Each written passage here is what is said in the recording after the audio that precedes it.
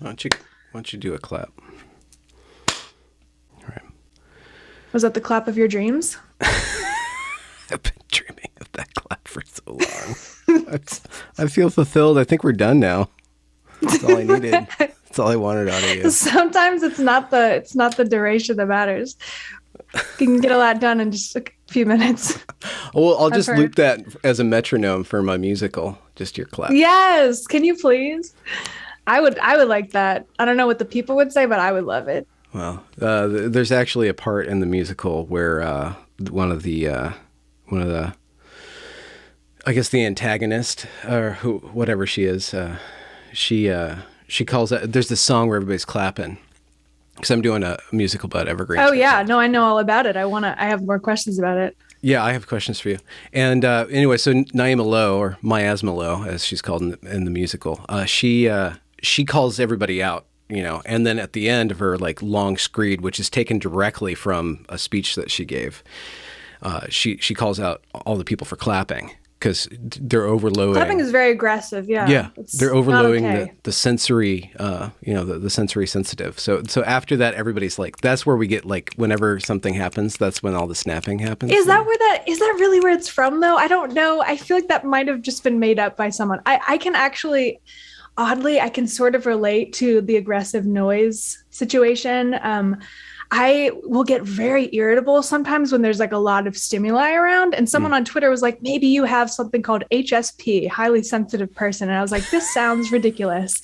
But I went to the website and I checked out all of like the symptoms on this bullet point list. Very official. I'm sure it's in like the DSM. But but I'm like every single one of these like smells, like I'm really, really sensory sensitive. And it's not that I think that this is some condition that I have, but it actually has helped reframe things for me when I am feeling really irritable. Because I'm like, oh, well, let me just reduce the amount of stimuli around me if I can. And it actually helps because I'm like aware of what's going on. But it's okay. You can still clap around me. Well, I'm not going to clap during the recording because I like the ASMR vibe that I've been. Yeah, the making. conversation vibe. I'm told I have kind of a stoner voice as well. Oh, But have you worked in a head shop before? no, I've actually never smoked weed. Oh, well, there we go. Okay. Yeah, So just not by that those things always association. go hand in hand, but I would assume generally. Yeah. The question being then, because I think if I went and looked at that website for the HSPs, I would probably say, yeah, I'm probably like that because I get irritable around smells, lights, sounds, sharp sounds, and Do you like smell your silverware before you use it? no. Okay, so that's a very weird quirk of Oh, mine. If the okay. silverware smells strange or like kind of metallic or soapy, I have to get a new Okay. one. It's Oh, very first you're on world you're problem. on another level. Well, I was going to ask. I wonder to what degree a level of sensitivity leads someone into art, and to what degree developing artistic skill, especially within music, even heightens one's sensitivity to sound. Oh yeah, I'm sure there's something there. I know in particular one sensitivity that's been heightened is just how do I say this? You when you go to music school, you can transcribe music in your head. So when you listen to someone performing something, you can see it on a page, and it can be. I won't say it's irritating, but it's something that you kind of always have running, and it's just yet another stimuli to add to the pack. But I don't make this other people's problem. Like you're like, yeah, you're on a whole new level if you're sniffing your silverware, and I'm like, yeah, I probably am, but I don't like tell people about it. It's not I'm like not like your I'm not, like, dietary at someone's house. restriction. You're like, Yes. Yeah. Yeah. well, they have noise canceling headphones. So I got a pair recently, and some days I just especially when I travel, like when I go to the airports and stuff, I just Oh, have them on, totally. and it's just like, oh, I Yeah. can really decreases my anxiety levels or just my Yeah. stimulus level. And then you like lift it off your ear or you turn it off for a moment and you're like, oh my gosh, there's so much around. Those Yeah. things are amazing. Yeah. Where should we begin? Where should we begin, Benjamin? Do I have to Art, decide? music? What do you? Music? What are you? What am I? I'm kind of besides being an HSP, I, I am an odd mix. Maybe it's not odd. Maybe it's a classic famed mix of oil field compliance consultant and singer-songwriter. Okay. I split my time between Williston, North Dakota, and Los Angeles, California. And in Williston, I have a business. I own a business where I help small contractors get their compliance stuff in order to work for the big guys. And then the other half of the time, I am a professional musician, which means so many different things. I release my own stuff. I do session vocals for other people, whatever really needs to be done or what will make money in that area. How did you get into the oil consultant field? Actually, it was music that led me there, strangely. Very weird turn. So you So, were P.T. Anderson hired you to do the soundtrack for There Will Be Blood, and you just you ran with it? yes, that was, you saved me even having to tell the story. The story. The story. This story it's hard to follow, and it's a little bit sad at the end. But basically what happened was my brother studied abroad in Thailand with a gentleman in like 2009 or 2010. And this guy was from Williston, North Dakota. Around that time, the Great Recession was happening. So a lot of people were out of work, a lot of young men, a lot of old men looking for jobs. And there's this huge migration to Williston, North Dakota, because the hydraulic fracturing technology had just been taking off in that particular oil play. And oil was like $150 a barrel. I don't even remember what it was at that time. And there's a lot of money to be made up there. And so my brother's friend from his study abroad program started a safety company up there, started, making his living that way and doing pretty well for himself. And he stayed a family friend of ours. And he was into music as well. And so he would just kind of be not like a mentor figure, but maybe a big brother. Like he'd buy me sound equipment now and then, and he helped sponsor my first record. And he just stayed in the family while I'm, going to college and I'm getting a remote job, because it's great to have a remote day job when you're a singer-songwriter. It lets you tour. It lets you have a lot of flexibility that you might not otherwise have if you're a barista. And that was great until I lost that job that I had for 5 years. I was a copy editor for a publication. And I thought my world was ending. So I was like, remote work is, this is 2015, 16. Remote work is not so easy to find. I think nowadays it's quite a bit easier. And so I was just envisioning a world where I would have to be married to one zip code. And so I text my buddy. I'm like, hey, do you have anything at your oil and gas safety company that I could do remotely from home? And he's like, well, just so happens, we have one remote position and the guy just left this week. So you want to try your hand in an industry that you know nothing about? And I was like, hell yeah, I do. So it was great.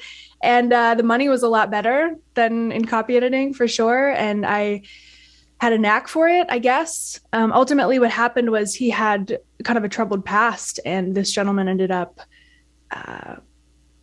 kicking a lot of people out of the company. He had some mental health problems and some drug problems as well. And so there's just mass exodus from this company. And I ended up being an accidental business owner as a result. A lot of the clients chose to come with me when I was forcibly removed from a company for the second time. And that's how I fell in love with an industry that I never would have seen myself in 10 years ago. Oil. American oil. Or do you American consult oil. for Canadian businesses, Mexico, or are you principally U.S.? Yeah, I mean, the work I do is in the U.S. There's a bit of Canada as well if a company has their foot in both territories. But usually it's just that. It's that, like Hess Corporation, for example, has assets in Guyana and in the Bakken in Williston, North Dakota. But it doesn't mean that I'm like doing work in Guyana. It just means that I'm working for a company that happens to be in both. Yeah. Do you consider the environment?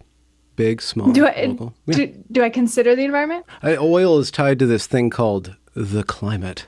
The climate, yeah. At least in the popular imagination, we link those two things due to how much oil we use and the byproduct of our usage of oil. So you looking at this industry and seeing this industry, I'm wondering, like, what's your perspective on that and how you consider that? Yeah, I mean, it's funny because my boyfriend is actually, he works in carbon sequestration. So the joke is that I put carbon into the air and he takes it out. Oh, okay. He's a biogeochemist. And so I have a great deal of respect for the science in that area. And in short, I guess one way of summarizing what I do is making sure damages of all kinds are mitigated, whether it's spills, whether it's pollution. I mean, ESG, environmental, oh my gosh, am I forgetting the acronym? Environmental Sensitivity group? Sensitivity group. Social governance, environmental, corporate and social governance, governance, which is this this code that's kind of ruling the private equity class right now. It's very hard to get an investment unless you show that your ESG metrics are up to spec.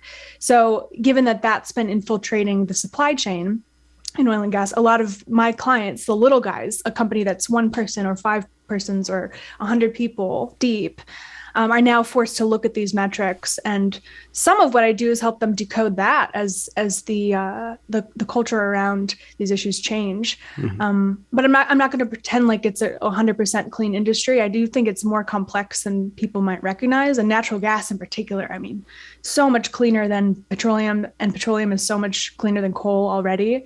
So I don't see a green world going forward without natural gas at minimum playing some kind of role. But I'm not a climate expert, and I certainly hope that people don't slam me in the DMs for being a whale killer or penguin killer.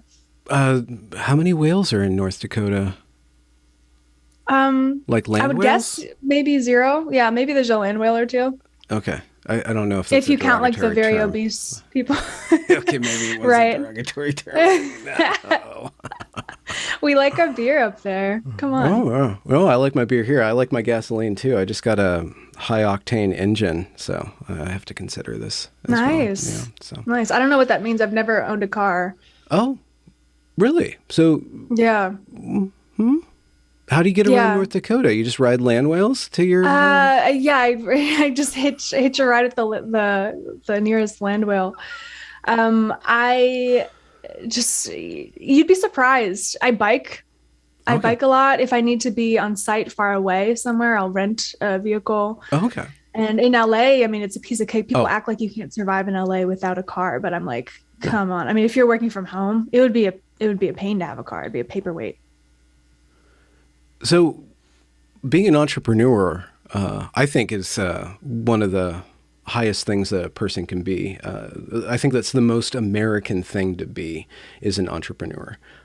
And I'm not saying that anybody who's not is less of an American, but I think that entrepreneurialism, small business ownership, is what drives our economy and what keeps us flexible and productive. I think that class of people is where we should put most of our pride in, I think, on a number of different levels. And I don't know to what extent that can be argued for or against, but it causes somebody to be very responsible, to maximize a lot of different skills, people skills, fiduciary responsibility, which I haven't been able to use on my channel. And I'm really proud I finally got to say that out loud.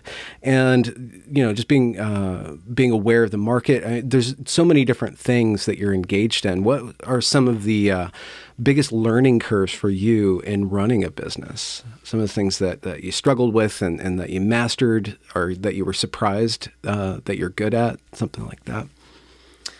Well, I had it really easy, Benjamin. Like I said, I became a business owner by accident.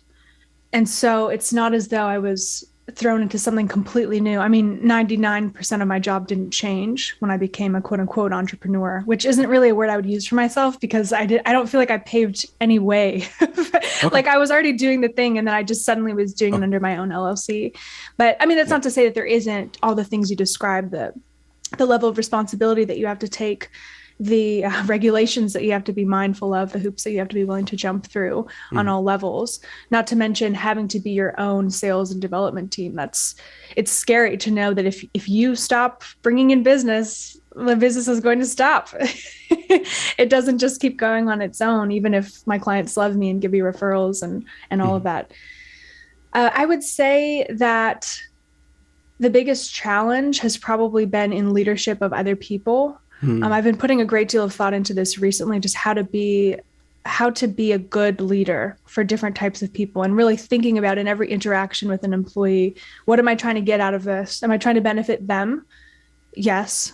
Personally, yes. Am I trying to benefit the company? Yes. In what ways? These are all questions that matter. Am I trying to benefit the client? And so you have to establish this hierarchy of needs for any given interaction that you're having or any given problem that you're trying to solve. And being a leader is tough. I don't know that you can learn it from a class or from a seminar. There's a lot of gimmicky thoughts out there about what it means to be a good leader and how to do it, but I haven't hacked it yet. Mm. I run a workshop on that. It's $500 for 10 programs. Yeah. It'll teach you all you need to know. No, but it'd be good. That'd be side great. Business to do. Sold. Yeah. Sold.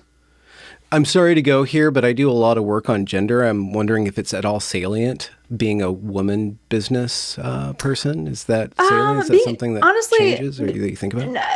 Being a chick in oil and gas is such a gift. I'm not even going to front. I mean, during the boom, and I didn't own my business during the boom, but the ratio of men to women was something like 98-2 during the early boom in the Bakken. What's the boom in the Bakken? What's this? The boom when okay, so it's called 1920s? a boom. 1920s. There was, I think, a boom in the 80s as well, but this particular boom is the one that was during the Great Recession, the 09s, 10. It crashed in 2014, but until that time, it was this pretty like a hot and heavy thing up there.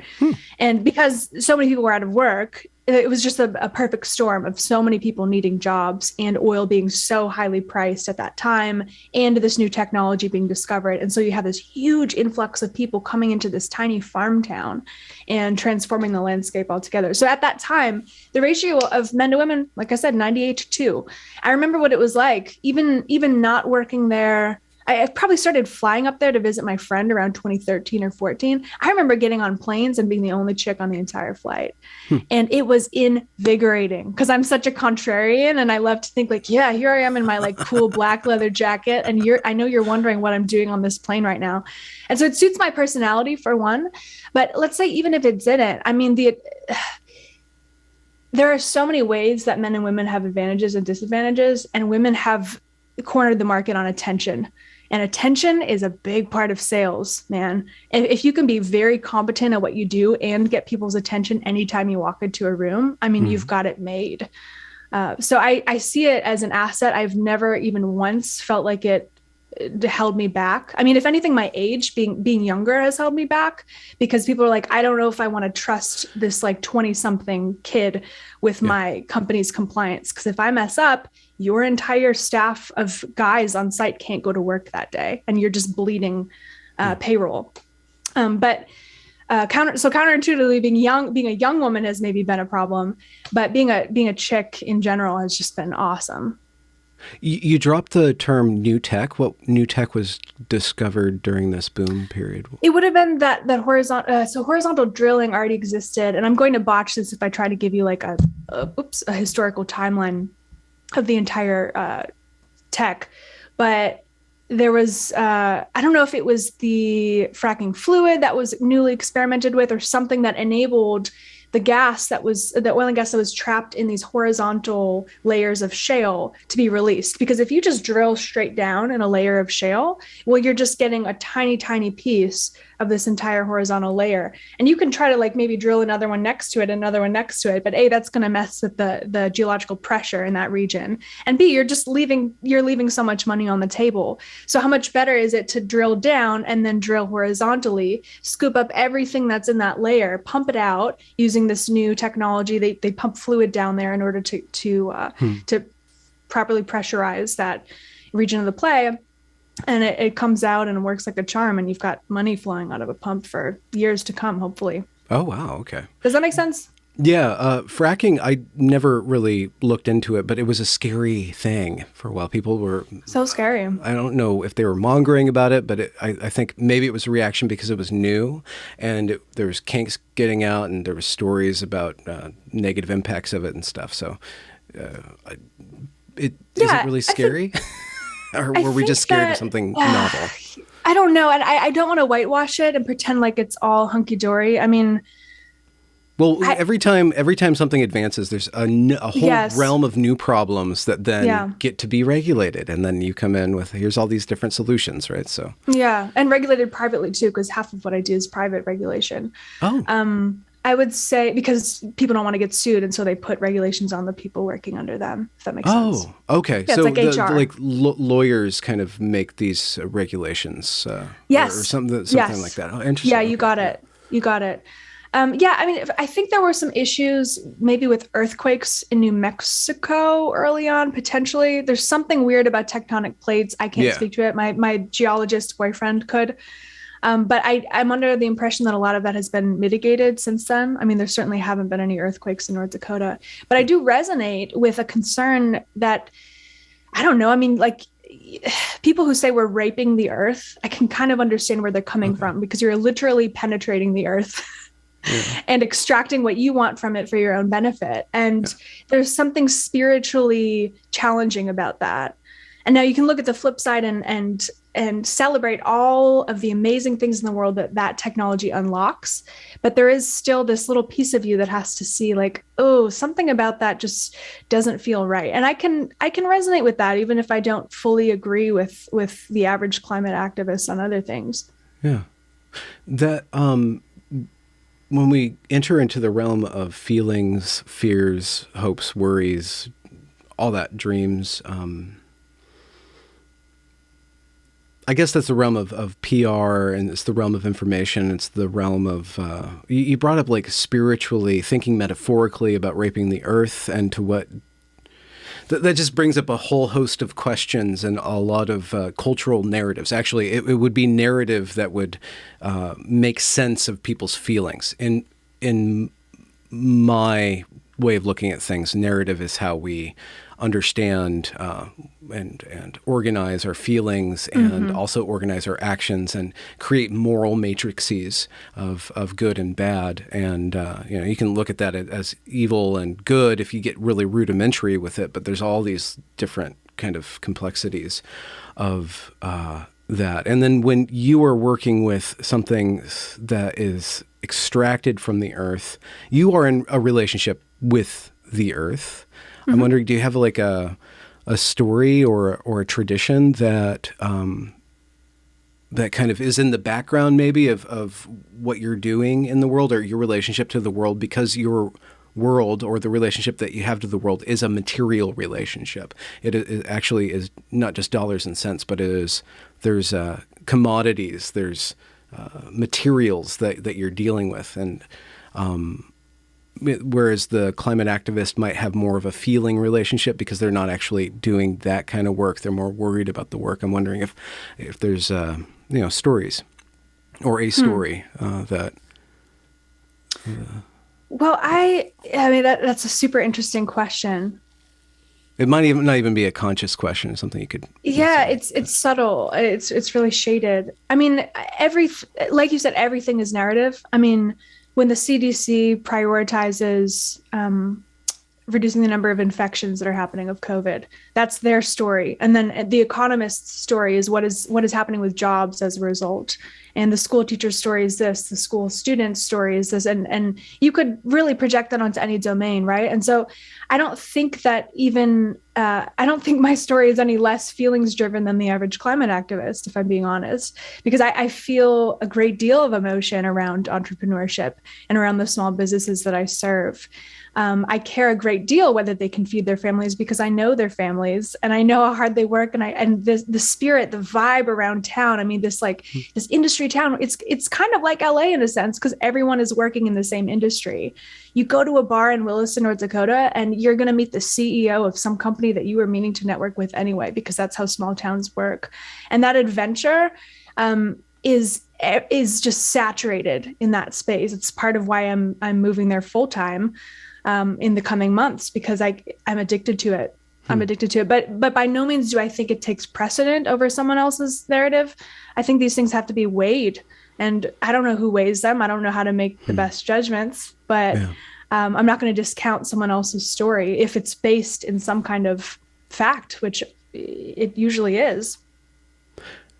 This gets us into how we got hooked up, because now we're entering into the realm of weighing different stories, which is politics. Politics, that is what politics is. And one of my friends, Adam Friended, was talking about how political discourse is 99% castigating your opposition and 1% proactive policy, which sounds like a tube of cortisone cream. Like there's only like 1% of actually active ingredient in this. But all that 99%, while we could probably say that there's a lot of shades in how politics operate, it is contentious. It is a battle of narratives. And there's, I mean, I've been in this frame of mind since, because I grew up a Christian. So there's this spiritual warfare going on, and in the IDW space, or the post IDW space, or the taco sphere, there is people who are very seriously atheistic or scientific or meaning driven and philosophical are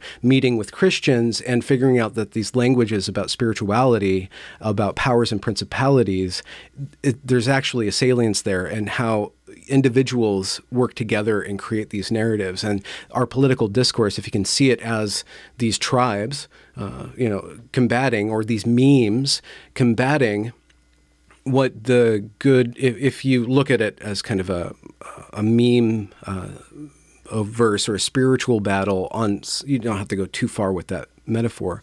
What John Wood has been doing with the Better Angels Project is trying to allow those stories to enter into more of a dialogue and less of a contention. And I know you're affiliated with that, and you're affiliated with that principally through creativity, correct? Through music. So how does art enter into the political domain? What are some of the pitfalls of that, like propaganda, or whatever? Like what role does music serve in narrative discourse? In narrative discourse. Can you hear me? I don't know if it's my headphones or if it's. Does music? Okay, I'm so sorry about that. So you were talking about political narratives. How do we band-aid this? Well, how does music? What role does art, what role does music have in political discourse, in narratives, in entering into, and maybe my conception of the Better Angels Project of putting these narratives into a dialogue is incorrect or inaccurate, but what's up with art entering into that? Is it a political thing? Is it? It is. I mean, I want to ask you the same thing about your Evergreen project in just a minute. But I think art has a great deal to do with that. And there are two ways that I see art playing a major role. And one of them is through the art itself, through anyone who interacts with the art itself and is touched by someone else's narrative in a different, or dare I say, subversive way that catches them by surprise and drops the walls that would normally come up when you're in like an argumentative conversation. It's a different kind of interaction that you're having with art. And then another power that art has is star power, influence, in the very Instagrammy influencer sense of like, well, if Ariana Grande believes this, then maybe I'll be more open to that idea as well. I mean, there are certainly things even as a very limitedly famous person, artist, believe that I've been able to open up other people too, because they see me and they see my art and they think it's cool, and the coolness does something else. It's separate from the art, but the star power is really critical as well. And so Braver Angels has been trying to harness that in a variety of different ways. With our team has been working to build relationships, really mostly with artists of all levels, really famous artists, really not famous artists, to push them forward in anything that they're doing that's remotely bridge building, to push their art forward and the stories that it's telling, and to even use that within the Braver Angels context. I mean, we have workshops and debates and local alliances that work across the divide to build relationships among just the everyday people. And music overlays on that very well. I mean, we open a lot of our debates with songs that have been harvested from our songwriters community and these artists that we've built relationships with. So that's a little bit about what we're doing. Does that make sense? Mm-hmm. Mm-hmm. The problem with, or the flip side of that, Ariana Grande, sorry. Ariana Grande. Ariana Grande. If artist ends up having a wrong idea, then they get canceled, right? So the flip side of artists' ideas and opinions opening up their audience is that it can also lead to an audience that wants to close them down. Yeah, I mean, it's very much like populism in politicians. I mean, there are some populist politicians that are totally just blown and tossed around by whatever their constituents think is right, and that's their whole brand. Is like, I'm going to do whatever the people want me to do. And if like Ted Cruz, I feel like it's a good example of somebody who has his finger in the wind, and he's just got a very strong sense of what the populace wants, and he just will run over there and chase that. And that's not, I mean, maybe that's a good thing, maybe that's a slimy thing, skeezy thing, who knows. Yeah. But I would see the same thing in art, because at the same time as Ariana Grande could potentially open someone's mind to some heterodox idea about maybe oil and gas isn't all that bad. Well, I don't know what universe we'd be living in where that's like what's going on in the news, but she could just as easily get canceled for it and decide to back off. But if she doesn't back off, I mean, that's where the magic happens of changing people's minds, I think. Yeah, the interesting thing is, sorry to use this term, just following Joe Rogan, having fuck you money or F you money, which is not just a monetary thing, but also a clout thing. Like somebody like Kanye West got to such a place that he could completely, betray the black community because he wore a MAGA cap or whatever. And then his blackness is somehow cast aside by Ta-Nehisi Coates says that he's basically white now, and I don't want to enter into the whole, that realm of things, just watching how Kanye kind of dipped into and transcended at the same time, and maybe even branded or interacted with politics as a branding scheme. And one could argue that a lot of what makes Trump is that he brought a marketing prowess to politics and kind of bridged these two realms, going from WWE and just making the kayfabe, just going full bore with that into national politics. So with there's a lot of different styles to do that. I brought up Kanye, I brought up Trump, who are very brash or very forceful, very just go for it. I mean, Trump is Trump and Kanye is Kanye. There's other realms of manipulation or there's softer ways of influencing people. Persuasion, if we're talking about persuading, I should use the word persuade rather than there is manipulation. Manipulation is a real part of it oftentimes. And and you brought up being aware of your femininity within a masculine realm and how that interacts with via attention, I'm sure is something that you're very aware of because you're an artist and you understand that the artist's job is principally to get attention, keep attention, and then change attention by creating something of value in that. So how does that influence your creativity when you're thinking about it as a public good or for the public good? My own music, or when you're going to be creative, when you're going to say, well, let's do something, or with regard to the Better Angels project, let's get music into here. How do you start the selection process of what's the proper kind of music? How is it built? Does it just sound good? Does it say something? Does it not have to say something? How does thinking about all of this political stuff influence the creative project or the creative urge? You delineated such an interesting framework just now. It was get attention, keep attention, and change attention. Change attention. Is that something you've used before or thought about? Yeah, that's my philosophy. Okay. So that is so true. Or that at least that's how the music business works. And I think that is why I have opted out of a lot of the marketing gimmicks or marketing activity. I don't mean that pejoratively, but marketing gimmicks that I see bringing artists commercial success. I mean, I deleted my Instagram 2 years ago, and that is career suicide if you're a musician. But I looked at the economics of it. Economics is a science of choice. I said, what do I value here? What I value here is making stuff. I have a career that gives me money. I don't need the money from it. I value staying true to my values. I value creating at a pace that I want to create at. And I value not having to care about pretending to be a photographer and posting cool visual stuff when I'm not a visual artist. It's not what I do. And so it's funny that you mentioned the fuck you money, because I feel like fuck you money is a thing, but you have to have a certain attitude in the first place if you're even going to leverage that. And I think the attitude is more important than the actual money. And not to be like, yeah, I basically have fuck you money, guys, but like I have that fuck you money attitude, and that I just don't care about doing the thing that other artists are supposed to be doing. So I create at my own pace, which is very slow.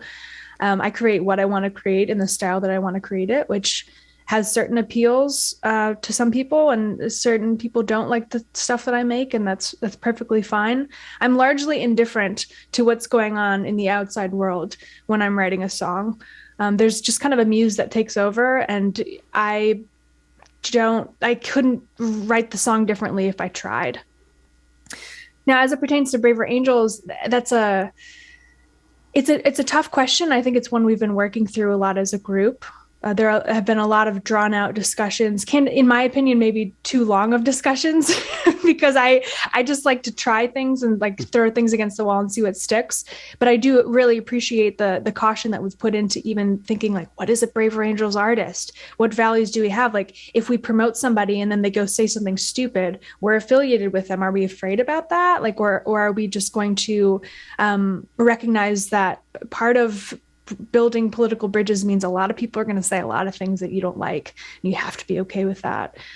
So there's no firm answer on the Braver Angels front, but it's literally discussed in every single meeting that we have, and something that's very important to a lot of people. Mm-hmm. So what is your creative process then, or you say you're slow, so we know you're slow, and we know you do music. Like, do you do songs? Do you do something bigger than songs? Do you work with the lyricist? Do you come up with melodies? What's your domain at this point in time as a creator? Every song starts with a seed, and the seed could be one word that comes to me in the middle of the night. It could be a little melody that I hear while I'm walking to the train. It could be a chord progression that I play or hear on an instrument, or something I even hear. Like I could be in the grocery store hearing this cool song, and I'll like record a voice memo on my phone because it's reminding me of some melody that wants to come out that I haven't quite been introduced to yet, but she's there. Mm-hmm. And then you just build around it. So if you just have a drum beat, you try on a lot of different things. I don't know if you watched the Beatles documentary Get Back. Not yet, no. It's really interesting. I'm not like a Beatles fanatic by any means, but it was really cool to watch the song Get Back get written in real time, just by him trying on a lot of different words and trying on a few different melodic licks. And it felt very familiar to me when I watched it. I was like, yep, that's exactly how it goes for me. But every song looks different because the seed itself looks different. Is that how it went for you? Like what has your songwriting process been like on the Evergreen musical? Oh, just briefly, I think I've spoken about this before. So just briefly, I did a couple of kids albums back in 2009, 2010. And when you were washed up in your 30s, quote unquote. Yeah. See, you know my story so well. So I had a relationship with songs back then where I was just looking for them and rooting through them. And then I had, singer-songwriter stuff from, 16 to, 30s, whatever. It's like you have an idea, or you have a song or a character wanting to go, or you just janky, and then you hear something. And but me not really being, I don't consider myself a musician. I don't know all the chords. I don't know all the theory. I have a very limited palette from which to work from. I'm kind of limited unless I go from my head first into the instrument and trying to figure out how to get it into the instrument. So I'm working with somebody who's helping me with the composition, taking the ideas and then putting it into that, and then seeing, okay, well, how do these work. And then you start to see, okay, this song does this, or it could do this, and building it. But, okay, this is where I wanted to get to. Making a musical, which is basically an opera, is just a whole bunch of, it's a symphony made out of songs, right? Where the whole thing is all tied, and there's thematics, and then there's a narrative going on, and then there's all this ideas that I'm translating from theory, like literal theory, to the material, how people acted out that theory and turned it into a ritual over the course of that few years at Evergreen, where they decided that this is going to be their religion, and then it turned into a religious ceremony. And they did that explicitly, and then it happened on its own. And so just translating that into the musical format, and, what is even a musical, and is it more of this kind of a musical or that kind of musical? And there's all these different kind of formats of that. But so it's basically half album and half novel. That's what's basically being written, because you have plot arcs, you have all this different stuff. And all these there's different speaking characters as well, or is it just singing? I haven't got to the speaking part. I mean, Okay. other than at this point in time, I'm just doing the songs and then going to be tying together the songs for the demo with just footage from Evergreen. So you can see that actually I'm not making up a lot of this stuff. I'm making it rhyme, but they actually said it. And in certain instances, the truth is much more absurd than this absurdist fiction that I'm making up. Yeah, it's like how comedians couldn't really make good Trump jokes because he was already so Beat him to the caricatured. punch, yeah. Yeah. Yeah. Wait, so how did you find this person that would help you translate and bring to life these songs that you were writing? She's just, I just found her on the internet. She was just a fan of my channel, and we started just chatting for a few years. And then when I finally said, I'm going to do this musical, then she's like, well, let me help you with it. So she's been teaching, because she's in music school right now. So she's teaching me all these terms, and I just say, it goes like this, and then the thing goes like this thing. She's like, what are you talking about? It's supposed to sound like water. Don't you know what that means? Well, I don't necessarily, I'm just the technical side. I don't know, what's the difference between a chord progression and an interval, just very rudimentary stuff, It's rudimentary. It's been so interesting. I almost feel like I'm hanging out with a 4-year-old sometimes when I'm with my boyfriend and he's asking me about music terminology, because he's a science guy and he has no clue what an interval is, and what is a note? How do you explain what a note is to someone? Because if they don't even have it's a divided frequency by this other thing, divided by right. But what does that mean?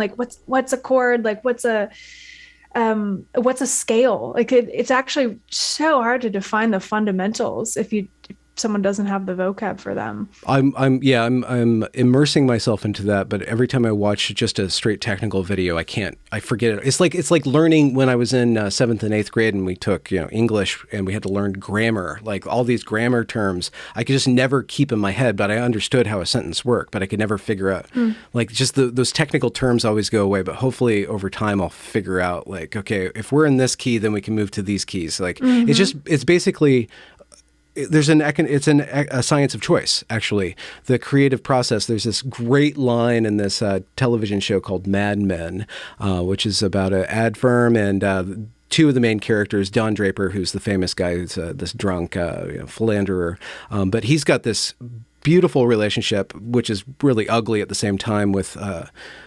woman, Peggy Olson, who he kind of brings up in the ranks, and you're watching a lot of the creative process, the writer's room. There's a lot of writer's room. And at some point, Peggy gets bitchy about this thing that she has to do. And she's complaining to Don. And Don's like, Peggy, you're not an artist. You solve problems. And understanding that is a big part of any creative endeavor, is that there's the generative process with the muse and the romance and the love and the exploration and the curiosity and this. But that doesn't translate into product without the problem-solving thing. Yeah. And understanding how I'm making certain choices, and understanding that there's other choices that I could be making opens up more possibility. And then it also just opens up, it provides for when you start to think, well, how does this thing feel? Or how does this character act? How does the music, in a metaphorical sense, show how this character is going through a transformation, or show how this character operates within this environment, and then kind of doing this very behind the scenes-y kind of telling a story about the storytelling that the audience doesn't need to know, but it ties things together for you as you're making progress. Yeah. It's really bad for people with FOMO. Because like when you have to Fear make of missing out? fear of missing out. Like if you have to make one choice and you think of all the other choices that you could be making, especially if they all were potentially great choices as well. I mean, I have so many songs in my quote unquote recycling bin, I call it, that will never see the light of day. And sometimes I'll be able to steal a line from one of them and use it, recycle it for something else. But a lot of times they sit there dead, and it's a tragedy, but they had to be cut because there was something better.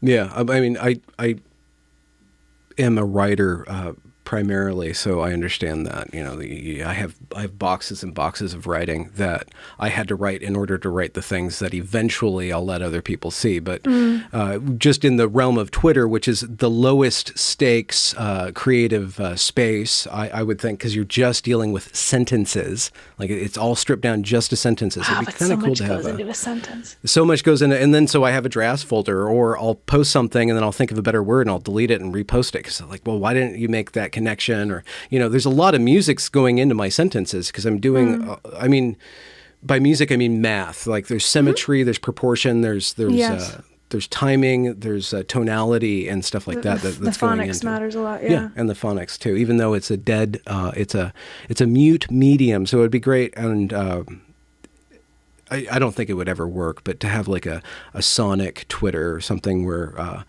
musicians just toss out melodies or progressions or stuff like that. And then layer them on each other, or what are you? I don't know. Just like, we're instead of talking about sense, we're talking through sensation, in these little chunks. I don't know. It's so interesting hearing you talk about this. It's like, I don't mean this to be demeaning, but it's a lot like talking to a child who like doesn't understand what's normal in this domain. And it gives you this unique creativity that us adult musicians who have experience and degrees and blah, blah, blah, think that they know better than to even explore. And it's candidly really cool. There's that reminds me of something that early in my YouTube career, I was closely involved with Brett and Heather Weinstein. We did a lot of work together, and in one of our interviews, we were talking about just teaching, the act of teaching, and how how a hypothesis is made, and another thing that people don't really understand, but we all have a story about this thing called science. We all have this story about science and trust the science. What makes an expert? What is science? Is that science? That's just a podcast. This peer-reviewed thing. Well, do we trust peer review? Blah, blah, blah, blah, blah. But when you go into, well, how do I do science? What is the scientific process? One of the steps in the scientific process is incredibly creative, whatever that means, maybe even subconscious. And Brett and Heather were talking about how you can never teach somebody to make a good hypothesis. People either understand how to do that or not, and you can't really teach that. It's like I think that's translated to a lot of creative endeavors where some people just have a sense of that sounds good, that doesn't sound good, or that makes sense, or that doesn't make sense, or that makes sense that doesn't make sense in a really good way, which is a lot of my sentence making. Like I want to not make sense in a way that makes people think twice, because that's the challenge. Like because within Twitter, within sense making, what I'm dealing with is not just attention, but this thing called certainty, and breaking down people's certainty and breaking down the rhetoric of a lot of these different political activist groups where you have a lot of people just assuming terms and then processing new data according to a pre-established system of basically memes and basically counter arguments that don't even have anything to do with what's actually being shown, and make them blind to a lot of possibility. Interacting with people's minds by breaking sense, by making them think twice, is the way to wake people up. It's a awakening kind of process. I don't know how that happens in music, but is that part of what you're trying to do with the musical? I mean, I know the musical is kind of a therapeutic thing for you, just out of your own head. That's interesting. Because you had mentioned like kind of getting tired of the podcast circle jerk of like, we're just talking to people that already agree with us. Isn't this fun? Like we get to feel very important, and wanting to do something more generative, which I can deeply relate to. But I wondered, I was thinking to myself, like, what does success look like for Benjamin's musical? Like, Oh, does he want to see this in community theater? Would you want to see it on Broadway if someone wanted to put it on Broadway? I'm sure that would incite many riots and protests. But what does success look like, Benjamin? well, this is the thing, and it might be a fault of mine or something that holds me back, but at this point, or with all of my creativity stuff at this point, like when I was in my 20s and really pursuing trying to be an artist or a writer specifically, I had a lot of dreams. I had a lot of ego in that, and I would like, I'd have conversations with interviewers in my head, because I was like this brilliant thing. Or I was going to create this brilliant piece of work. And I've been disappointed so often that I'm like, I'm not going to expect anything. I know Disappointed that. by the reception? Disappointed by the fact that I can't make something work or it gets too big for me. So the process, I posted this meme and I was making fun of myself. I don't know to what extent people took me seriously. I posted a meme on my YouTube and on my Twitter.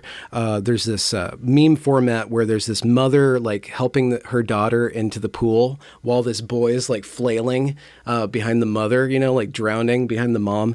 And it's just a meme format. So I had the mother being the interviewing and the daughter being the interviewee, and then writing a musical from scratch is like this floundering process. And I do feel like I'm floundering because it's so complex. There's so many things I don't know. I get into a song, I'm like, I don't know if I'm going to make this work, but unfortunately, Gracie helps me like translate it and gives me like the material to actually work out. Like, okay, this isn't a stupid idea. There's ways to make this not bad. But there's so many different things to go on that I'm just in the drafting process. So thinking about reception is so many steps away from thinking about how do I make this just a demo that people could imagine to produce. If I can make something that's solid and then start working with people, this is my big problem because I've never worked with other people. Like, how do I work with other people? Because there's no way that I can turn this into anything other than something in my head. So that's going to be a big growing process. And because it's such an unknown, the fog of war is so thick over there, I have no expectations. I don't know what success means other than it being good. And hopefully, like my hope within hope is that I take the woke mindset or whatever that is, whatever you want to call that, whatever happened at Evergreen, turn it into something that people can feel as a ritual, as a spiritual event, and they can understand it deeply on just the heart of heart, get to the heart of it, and expose that would release me from the argument that I've been having against critical social justice ideology. I would be free of that because I would have taken all those arguments, which are endless and endlessly fascinating or numbing or complex, lose so many people. If I can distill all that into art, then I can change it. And not art as a political thing, not art as a statement, but art as a transformative medium. Like I'm taking it and I'm making it real. And I'm realizing it in such a way that we can really see it for what it is, which I don't think it's good. I do not think that this stuff is good. And who is we? Who is we that's seeing it for what it is? The viewer. The viewer who's woke, the viewer who's already not woke. Well, this is the problem. I think about that. There's one consideration when you're problem solving. Like, can I soften it in a way to be more persuasive to they who would think they're woke? Or I make it so bombastic that I override their objections, right? I can either try to persuade them or I can override them by making it over the top. And because I'm working with the character set that Evergreen State College gave me is so over the top, I tending to embrace how over the top they are. So I don't know to what extent people will be persuaded, but if they submit themselves and I am able to connect with the reality within this, the spiritual reality within this, whatever that means, I'm using it metaphorically, I'm using it really.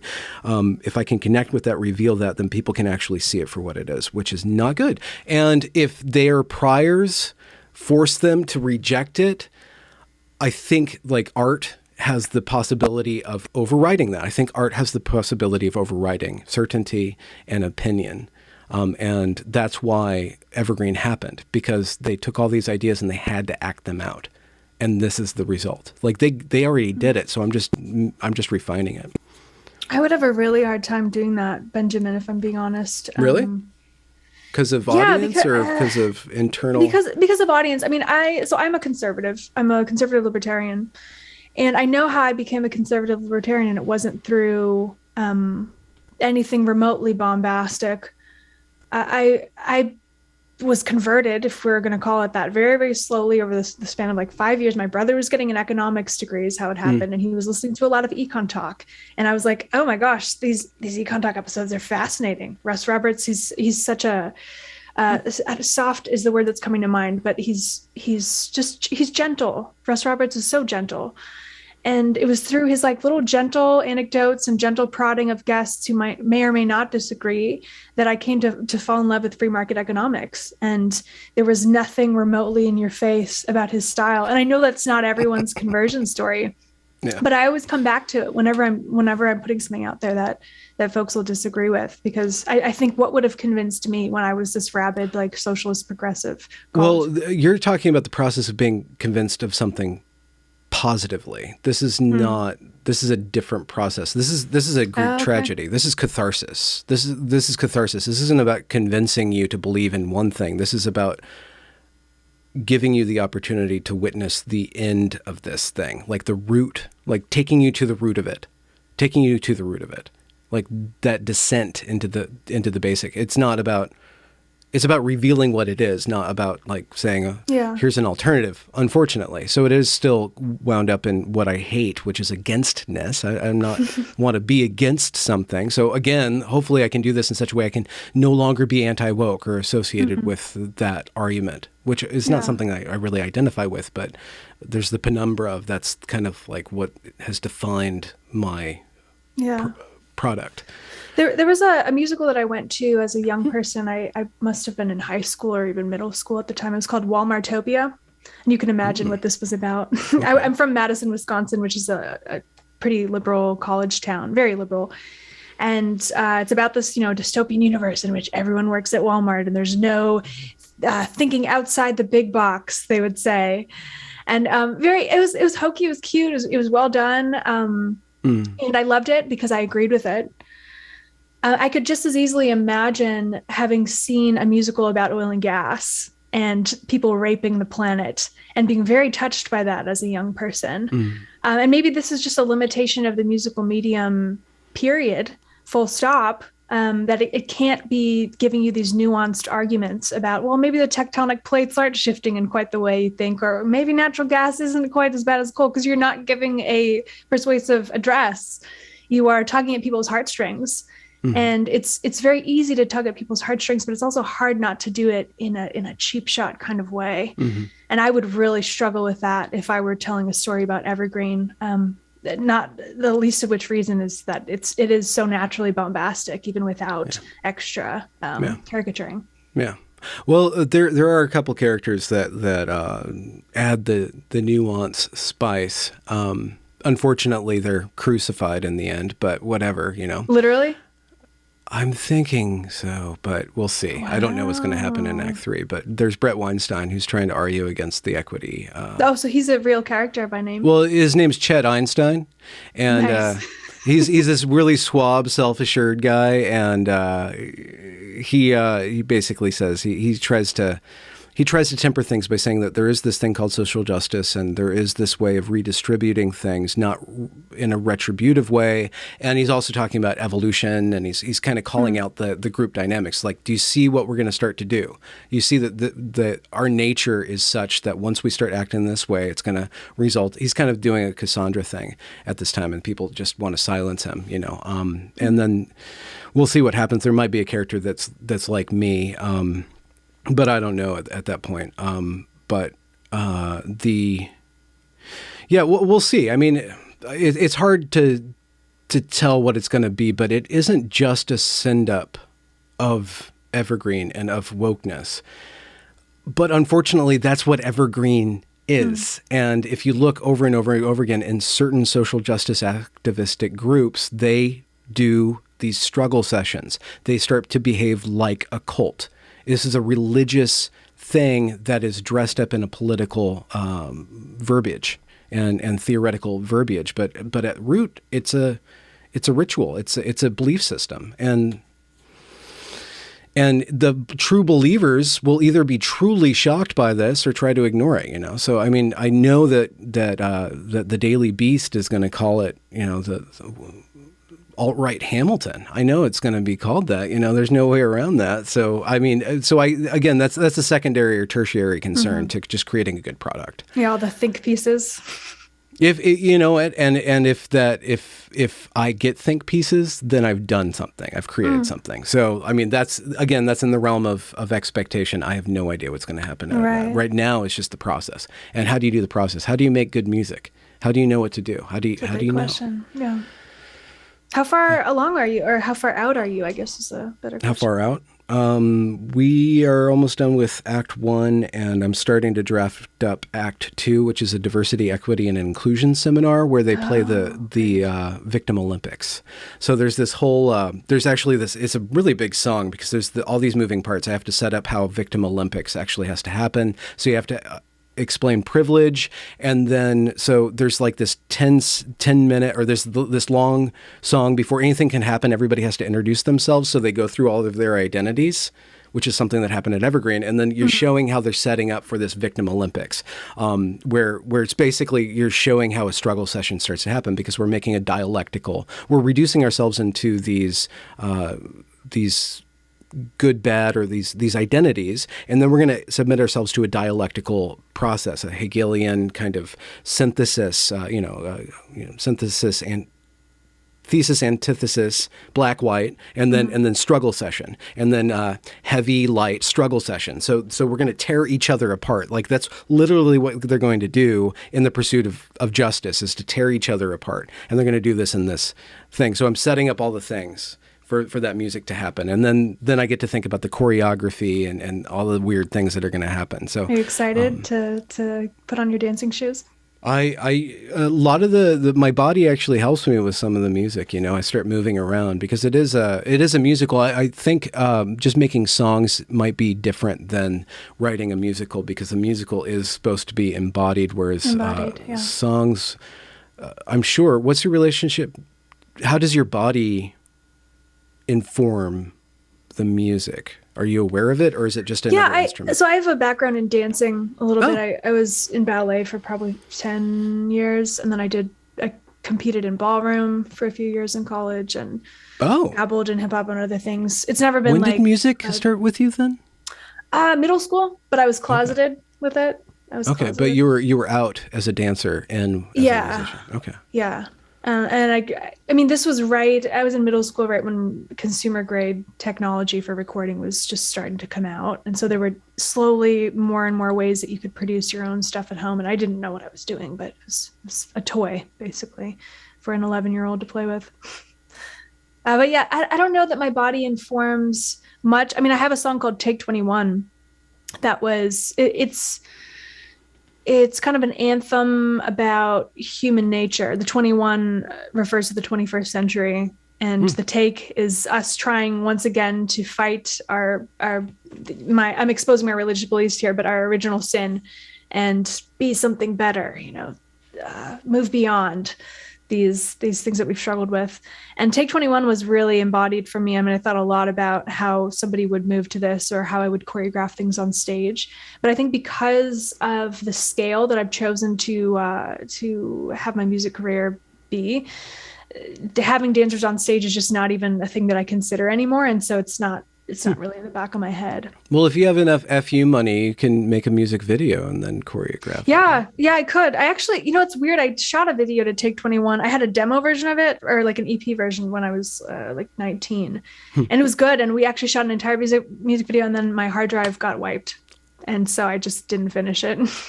It was a tragedy. That's a tragedy. Yeah. Back up your musical. Benjamin. The dog will eat your homework, man. Mm-hmm. Yeah, it's embarrassing. It's embarrassing. I don't like, I'm a finisher.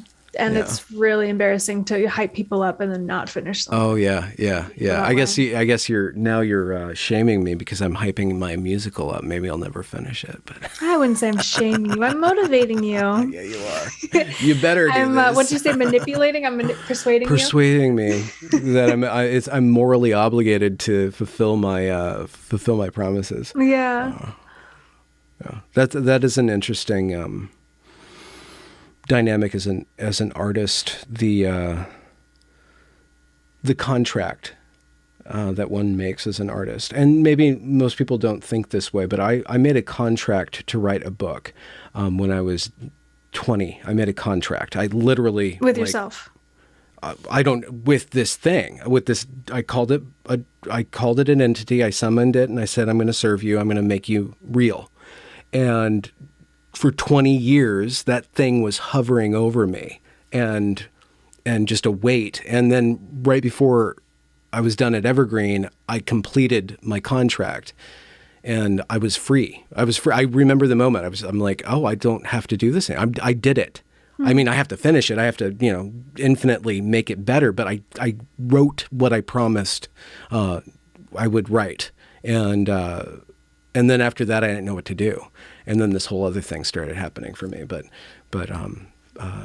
when we talk about the muse, I think that once you start establishing a relationship with something that is like a piece of art. Whether it's a novel or, maybe an album or a song. Do you ever have that feeling? Like, I guess you have described that. It's like, I have to doing it. Yeah. Well, it's never going to let me go unless I finish it, So. Yeah. And those days, I mean, I remember it in high school and I remember it today. I mean, there are times when I shouldn't admit this in public because my clients might hear, but I will not answer the phone when my clients are calling if I am in songwriting mode. Because there's nothing that I'm going to be distracted. I'm not going to get my work done. I will put everything on hold. When that thing has you, it has you. And I love it. There's really no feeling like it, but I worry what it'll be like if I have babies and they're like, mommy. And I'm like, can't talk, son. Well, there will be a few months where that's going to happen, but if you train them correctly, you can get them. I drive a school bus, and I've trained them to let me write music. Yeah. You have a CDL? Yeah. Oh, that's awesome. So I drive around, and I've trained them to keep their noise down while I'm up doing my. What's the noise, secret? What's the secret? You vary your tone. So you're nice and then you're not nice, they don't know how to expect, and then, but you also make sure that you're always friends with them. So it's a personal relationship that they have. And so they feel kind of like, I want to do good by him because he does good by me, and like there's a give and take. So you're a cult leader is what I'm hearing. Yeah, it's basically a little church. That's basically what it is. I mean, I don't think it's a cult because we don't believe anything other than getting there and getting home without destroying each other. It's a worthy cause. It's a cause, not a belief. So there's a parameter that doesn't get metaphysical. I'm gonna have to call you up for lessons when I need to properly modulate my voice to get a little kid to listen to me. It's leadership, right? Ah, there we go. And there's my biggest struggle in business, baby. Oh, really? Yeah, it's hard. Yeah. Well, what are you, is there something intentional or something that you're consciously saying, okay, I need to be better at this thing, at noticing something or being firmer or softer? Like what are some of the muscles that you have to exercise? I don't know. I mean, I've never had to really crack the whip on anybody. So in that sense, I've been lucky. I mean, it's not a matter of how to properly discipline an employee who's going rogue. Well, if you choose the right employees, then you do a lot of that beforehand. Yeah. I think my biggest struggle is communicating instructions. And I'm very well organized. I could give you a 17-page SOP on how to do this thing that I want you to do, but that's not always how you're going to best digest the thing that I want you to do. Yeah. And so when you mess up at it, a bad leader is going to be like, oh, this person's a shitty employee, blah, blah, blah. And maybe they are shitty. Is that a cat? Yes. Oh, that's one of your cats. The tail was just hovering there. Oh my been gosh. coming in a lot. She comes Yeah. in, she wants me to pet her, and then I put her to bed. But I can't do that when I'm in a interview, so she's got to This is figure my out. biggest ideological disagreement with you, Benjamin. You're a What? cat person. Oh, really? I can't let it go. Why is that? Why do you have a problem with that? They're just gross. They're gross? They're just gross and weird. Yeah. Well, I can understand how creepy or weird I mean, they're cleaner than freaky. dogs. They don't smell as weird as dogs. Yeah. That's for sure. I mean, But gross. they creepy and weird. It's like a different kind of gross. I don't mean like Okay. grimy gross. Okay, I mean yeah. just like you're an entity over there and you're kind of gross. Just the way Okay. you're looking at me. Oh, do you have any animals? Or are you just inanimate No. objects and some flowers that No, are yeah, some flowers. My boyfriend keeps me stocked on flowers, and I have this plant. But these are okay? about the only living things in my house. Okay. You don't like your space, sharing your space with lowly sentient creatures. You can deal with Yeah, humans. there's no enjoyment. Maybe. I just don't get any enjoyment from it. Oh, okay. I Well, mean, I'm being silly. Of course, you can have your cats, and it's well, fine. no. So it's not like a cat person problem. It's just an animal person. Period. Yeah, you're an animal person. This is really Okay. my biggest Okay. beef. Okay. So This yeah. is where the so- real hatred will come in on the internet from me. Oh, really? Okay. Oh, yeah. You're gonna hate on animals. So I will I'm keep gonna hate- Bijou. Don't go in the frame. I'm gonna lose all this nice conversation. We're gonna start shrieking at each other. So just get over. Go. She needs me to. She has this thing where she needs me to like say it's time to go to bed now, and I don't know why I taught her she could rely on me to do that, but no, she's going into the closet. That's really unusual for You- a cat. you I feel really- like most you people don't really have have that a- intimacy. Discussed your microaggression or micro My like expression. microfacial muscles Yeah. are like turning corners of my I can't hide it. Everybody knows I'm not an animal person, but I'm actually like afraid of dogs, Okay.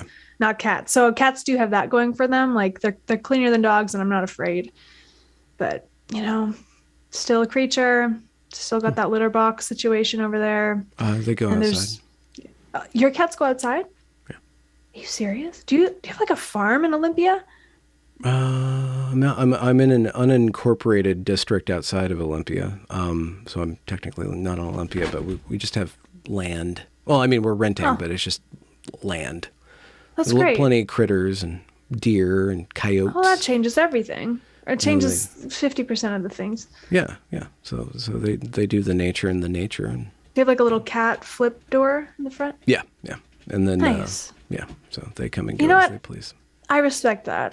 See, I respect mean, that. This is maybe what Brave someday. Angels is all about. You have people Okay. who have crazy Growing. beliefs, people who have good beliefs, and Yeah. building some understanding. would across you the even aisle. get chickens when you live in North Dakota and you're on a farmstead raping the earth? raping the earth? I wouldn't get chickens mostly because that's very They're dinosaurs. offensive noises or offensive smells for sure. Yeah. They are dinosaurs. That's pretty cool. I would probably get chickens for the utility of the eggs, but we're going to be snowbirds in North Dakota to Texas in all likelihood, so that mother-in-law can come take care of the children, and she can't do the cold. So, yeah, the chickens would have to probably not be a thing. Okay, well there you go. You've designed your life in such a way that you don't have to even think about having animals. It's true.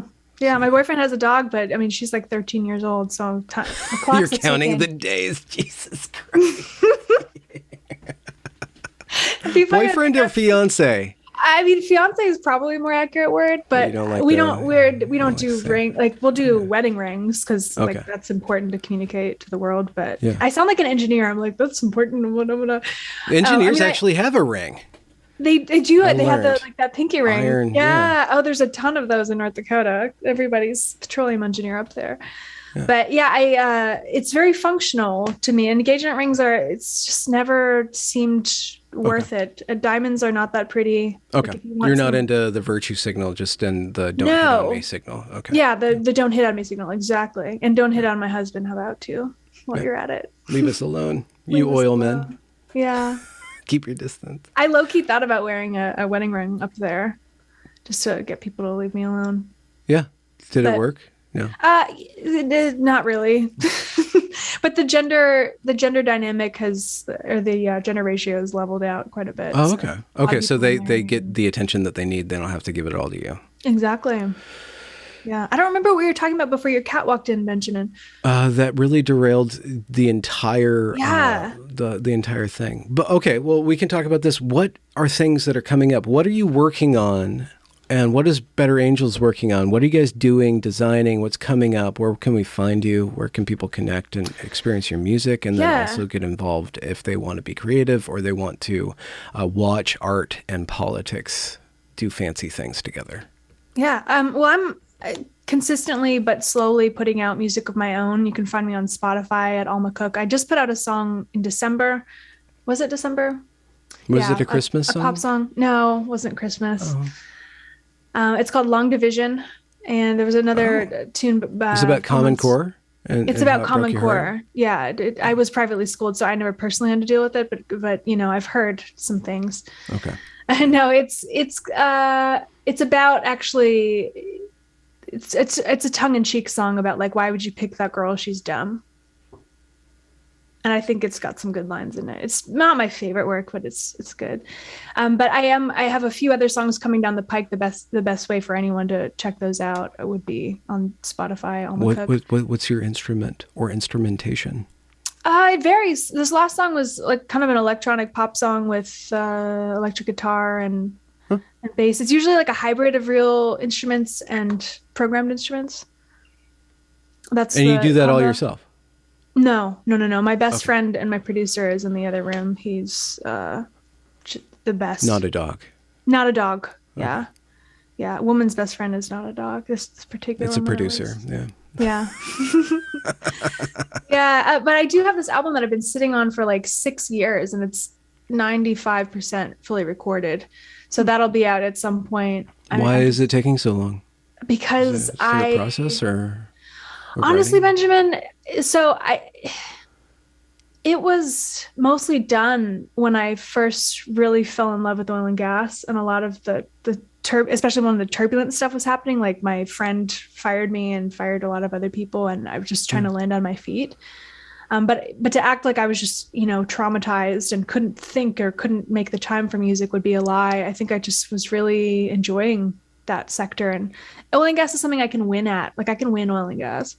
It's hard to win the music industry, and all the marketing ploys just get really exhausting over time. And Yeah. I just That didn't have the if I heart. ever wanted to be the music industry would have made me not want to be a musician. I was always grateful I never wanted to be one until I'm like, oh Totally. crap, I have to be one now. I lost all that time. Sorry Yeah. to distract. Oh, Sorry. no. You got it. I mean, that's the story. I'm not going to make excuses for myself. I No. just but Brave Angels is up to some really cool stuff. So I'm the music team lead. I think I already said that. And one program that I'm really proud of is our Artist of the Month program. And anyone can apply for this or nominate another musician for it. braveangels.org/AOM will take you to the application. And braveangels.org/music will take you to just kind of an overview of our current programming. And it has an email address where you can submit ideas or anything like that. We're really, really open to new ideas at this time. But particularly that Artist of the Month thing, our February Artist of the Month is Kimi Katiti, who's actually been on this show. She spoke out quite formidably against CRT last year and in 2020. And it's a good friend of mine. She lives very close. She lives just up the street from me in Studio City. So we're buddies, and that's great. You've also had Jody Shaw on your podcast. Yeah. And she's someone that I've been meaning to connect with. We texted a little bit, but I need to like loop back. Oh yeah, you should to that because she's great. She's very creative. Yeah. And she's one of these people who's like kind of in the Brave Angel spirit, like trying to create these hubs where artists with heterodox ideas can make their voices heard and find resources that they need. In her case, I think she's got like a grant building program. We're not so much oriented toward grants, but we certainly want to partner in other ways. And I'm really encouraged to see that push toward diversity of thought in the arts, because counterintuitively, it's so ideologically uniform. What do you guys think about a January 6th musical? January 6th musical. Yeah. Holy cow. That We're sounds... storming the Capitol. Pelosi, eat this. I don't know. So there's an issue here, which is that like those... Have you seen the guys who are in musical theater, Benjamin? Have you seen the characters who are cats? See, this is the other problem. I was the theater people are cats to me. I'm like, you guys are strange. You're like, you're weird. I don't want to be around you. Sorry, Clifton Duncan. He's a cool guy. Clifton, yeah. I've been. Can you get in his ear? Because I've been meaning to interview him as well. But he Oh yeah. an email on his thing, or at least he didn't a few months ago when I was looking. But Okay. but yeah, I mean, January 6th musical, that sounds like hell on earth. I'm not a musicals person to begin with. Yeah. But don't get me anywhere near that, because that's just that's a Really like watching the theater boys. Yeah. I mean, so I loved Book of Mormon. Have you seen Book of Mormon? No, I haven't. I should. Oh, you really, really should, because I think you could learn things that would be useful for the Evergreen musical. I was actually going to ask if you had hit up Trey Parker and Matt Stone's team. Oh yeah, totally. Yeah, no. What? You can do that? So, I don't know. We can talk off camera about business. I mean, I don't know. I don't know them personally, but if I'm trying to make like a funny tongue-in-cheek musical, that's the first thing that comes to mind. It's exceptionally well done, and you will learn a ton. Maybe there's some film rendition of it by now, or someone I can like probably brought their bootleg, iPhone and bootleg Book of Mormon. It's so good. It's so good. Yeah. But you think the January 6th isn't the... I mean, it would also just kind of hurt my soul a little bit on multiple levels, and I don't want to deal with the think pieces. We did have Brave Angels has events that take place, concerts that take place periodically, and there was like an evening of what did we call it? Lamentation. Lamentation might be is for democracy. There's an evening of just acknowledgement after January 6th, where people from all sides were coming together to just hang out and discuss. And we opened with a song and we closed with a song, and that was a really powerful. I mean, that was probably the biggest show that I've ever played. It was like 7,000 people on Zoom. Pretty nuts.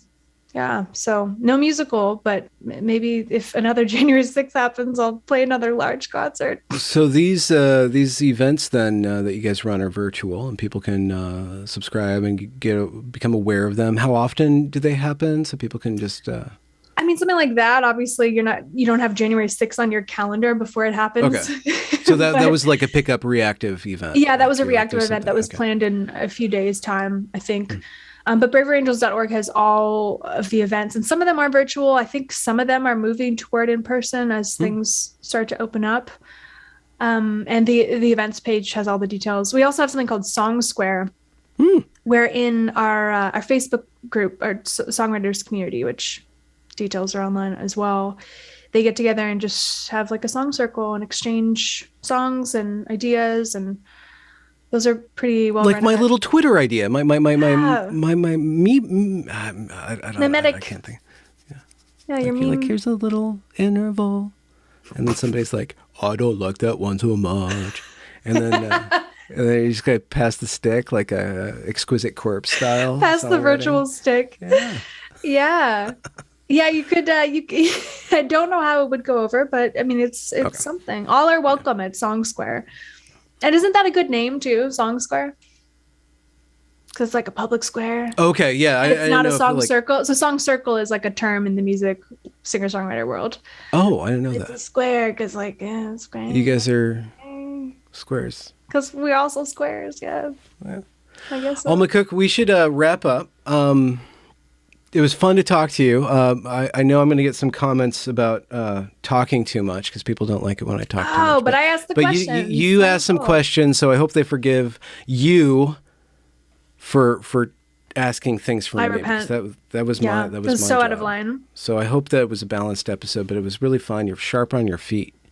Oh, thank you. We should do a live stream sometime. Let's do a live stream. That'd be really fun. Get into trouble. Trouble. Yeah. Rock on. Punk rock. All right. Say goodbye to the people. Bye, people.